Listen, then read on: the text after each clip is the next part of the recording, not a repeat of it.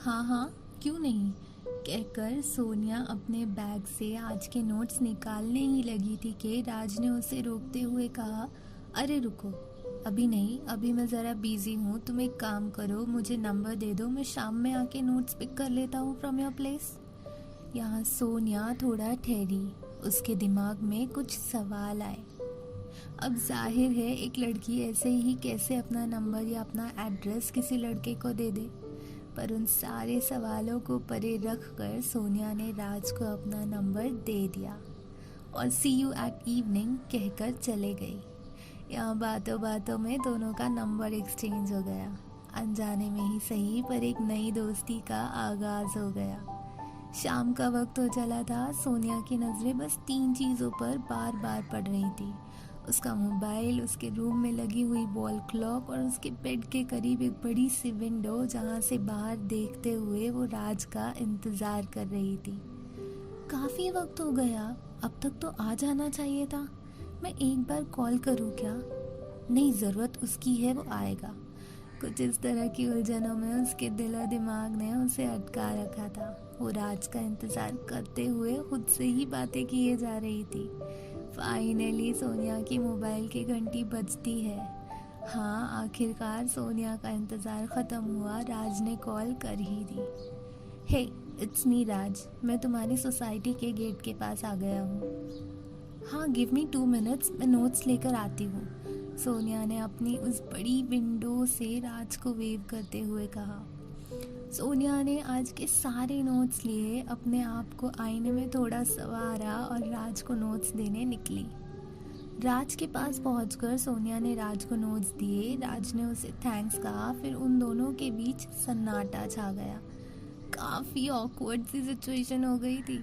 दोनों में से कोई कुछ कह नहीं रहा था, किसी को समझ ही नहीं आ रहा था क्या बोलना है कि अचानक सोनिया एक्साइटमेंट में राज के पीछे तरफ इशारा करते हुए चिल्लाती है, गोलगप्पे। उसकी ये आवाज़ सुन के राज थोड़ा हैरान हो जाता है। पीछे मुड़ के देखने पे उसे पता चलता है कि वहाँ पानी पूरी का एक स्टॉल है, जिसे देख के सोनिया एक्साइटेड हो गई है। राज एक जेंटलमैन की तरह सोनिया को पानी पूरी के लिए ऑफर करता है। अब भाई कौन सी लड़की है जो इतने स्पेशल ऑफर को नाकार दे। सोनिया ने फौरन हाँ कहा और राज से पहले उस पानी पूरी स्टॉल पे दौड़ पड़ी। भैया मेरे लिए तीखा बनाना, तुम कैसा खाओगे राज? एक्साइटमेंट से भरी हुई सोनिया ने अपने लिए तुरंत ऑर्डर भी कर दिया।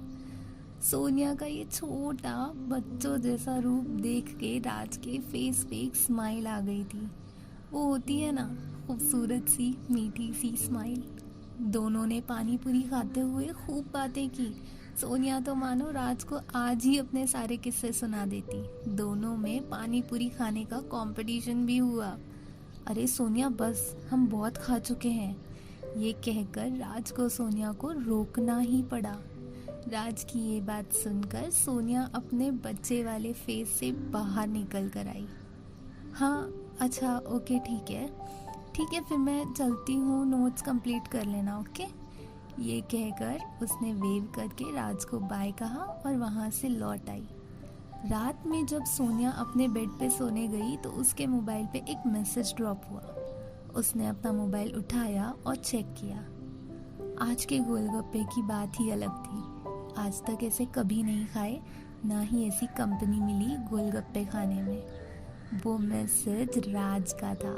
राज का वो मैसेज पढ़ते ही सोनिया ब्लश करने लगी। उसने रिप्लाई में राज को सेम हियर लिखा और चेहरे पर वही मीठी मुस्कान के साथ सो गई। अगले दिन जब दोनों कॉलेज में मिले तो दोनों ने एक दूसरे को देखकर स्माइल की, एक दूसरे को वेव किया। राज ने सोनिया को उसके नोट्स भी वापस किए। सोनिया अपनी फ्रेंड निकिता के साथ कॉलेज से वापस घर जाने के लिए निकली ही थी कि वहाँ राज अपनी वही ब्लैक अट्रैक्टिव बाइक लेके पहुँचता है। क्या मैं तुम्हें घर ड्रॉप कर दूँ? राज ने सोनिया को ऑफर किया।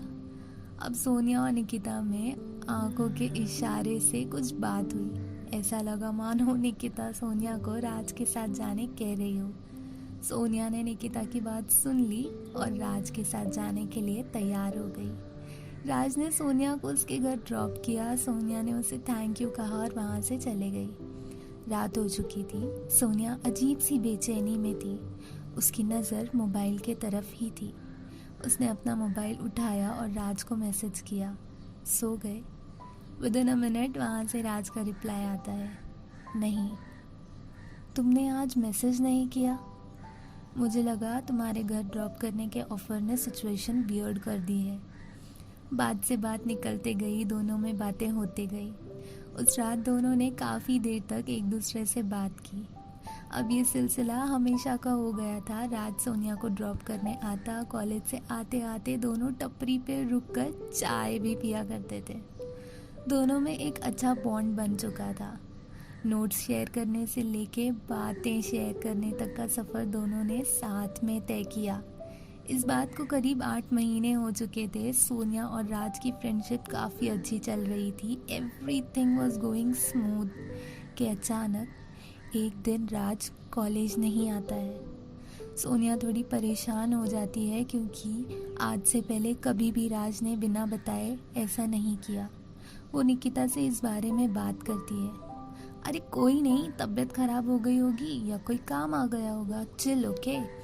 ये कहकर निकिता ने सोनिया को काम डाउन किया। पर सोनिया के दिमाग में अभी भी यही सवाल था कि क्या राज ठीक है? वो बिना बताए ऐसे कैसे कर सकता है? वो बस इसी इंतज़ार में थी कि कॉलेज ख़त्म हो और वो राज को कॉल करे। लास्ट लेक्चर ख़त्म होते ही वो दौड़ के क्लास के बाहर निकलती है और राज को कॉल करती है। The number you are trying to call is unavailable. ये सुन के सोनिया की परेशानी और बढ़ जाती है। वो डर जाती है कि कहीं कुछ अनहोनी नहीं हुई होगी ना। वो उस रात कई बार राज को कॉल ट्राई करती है, पर हर बार उसे बस the number you are trying to call is unavailable यही सुनने मिलता। अगले दिन कॉलेज में सोनिया ने निकिता को सारी बात बताई। दोनों ने कॉलेज के बाद राज के अपार्टमेंट में जाके चेक करने का फैसला लिया।